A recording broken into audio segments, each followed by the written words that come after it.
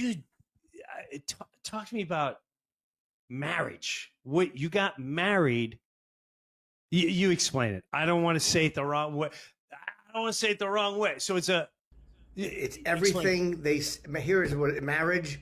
I'm living the life of a hack 80s comic from Evening at the Improv. It's everything they said it was. It's fun. You get annoyed. You miss your personal space. Like, it's everything they told me marriage was. I love my wife, and I do like being married, but it's a big adjustment. It's a huge adjustment in your 50s to get married. Yeah, but like, just listen to you. Is it?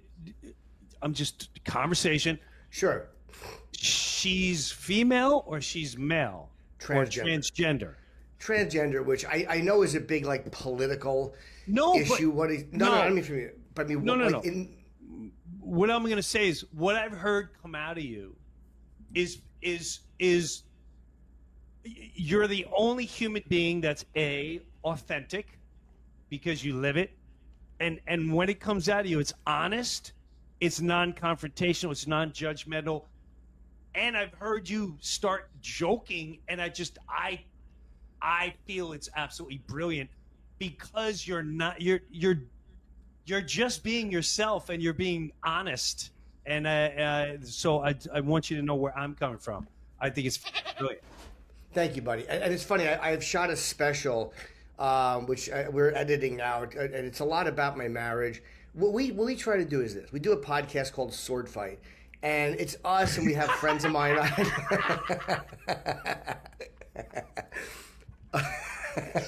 Okay. All right. And it was either that or my wife's nuts, and we felt Sword Fight was just a slightly more dignified. Okay. What we try to do is this. We don't force, like, when you start forcing stuff on people, they hate you for it. Like, we just live our life, and I want people to see, like, this is who we are. Our marriage has most of the same issues as everyone else's. It drives me crazy like it drives everyone else. I can't go out and fuck her. People say to me, don't you miss Well, yeah, but like, even if she had one, I would miss everyone but hers. Like, I'm basically, I'm one down. That's how I look at it.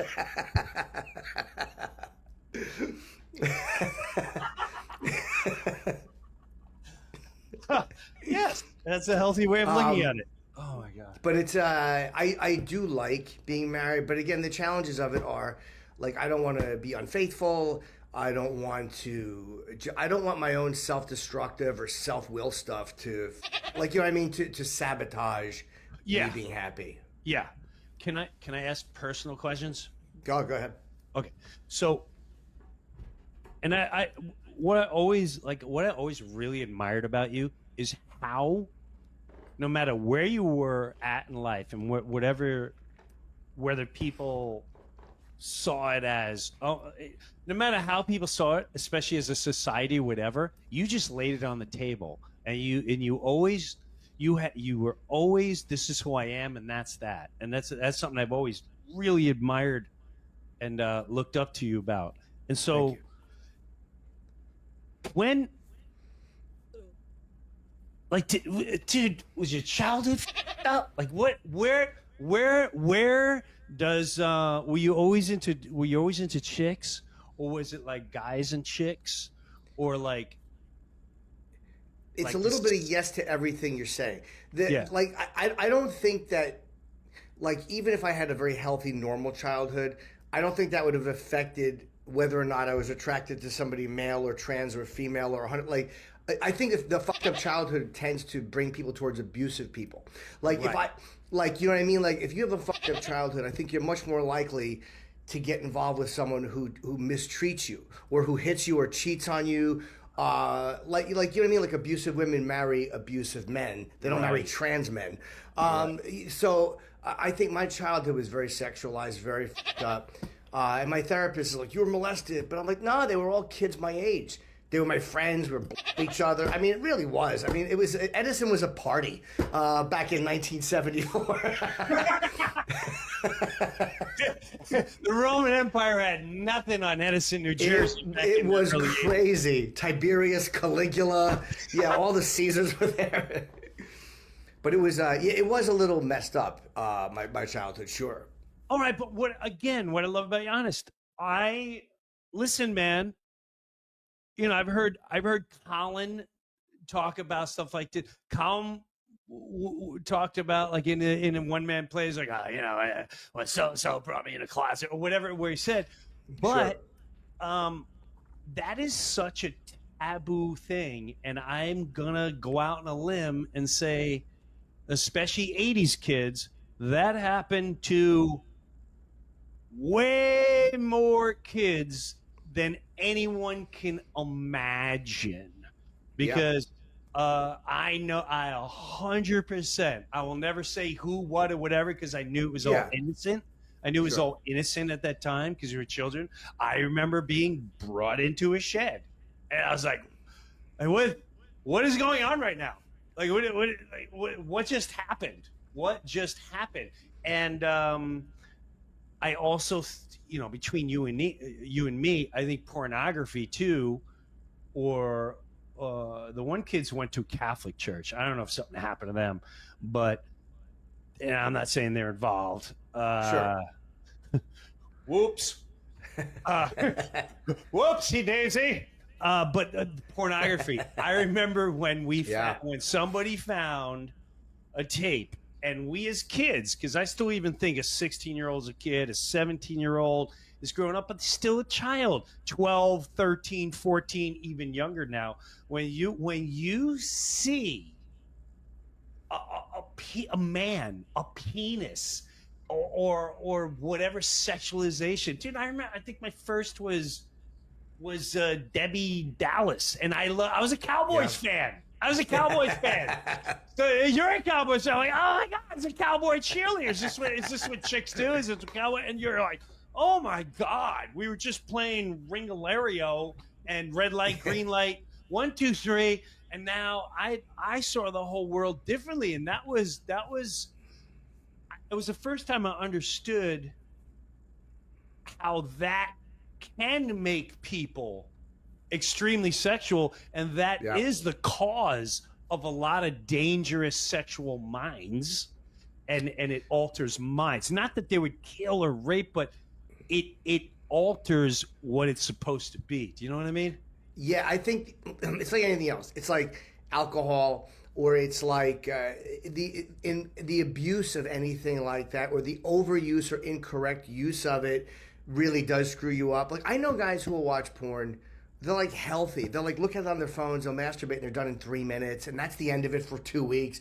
Like, they have a healthy relationship with it. They kind of use it like, wow, this is a sexy, fun thing to do once in a while.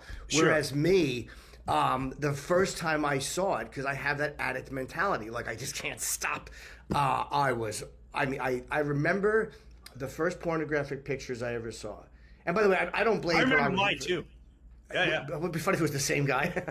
God, mine wasn't a guy. It was a hardcore picture. It was a woman laying on her back. Yeah. And she was between two guys. I remember the guy's mutton chops, because again, it was probably 1973. I found the picture in the woods, and there was two guys on one girl, but I can picture it like I saw it yesterday. Like, I don't remember the first time I hold hands. I don't remember the first girl I kissed, but I remember that image. I still think the reason I'm an ass guy is because that was my first pornographic picture. It was this incredible, and the thing made me nuts, made me psychotic. Yeah. So yeah, I think people really underestimate that. So, all right, so that most likely, and people don't realize the addicting and then getting into that, because I do know people that were abused.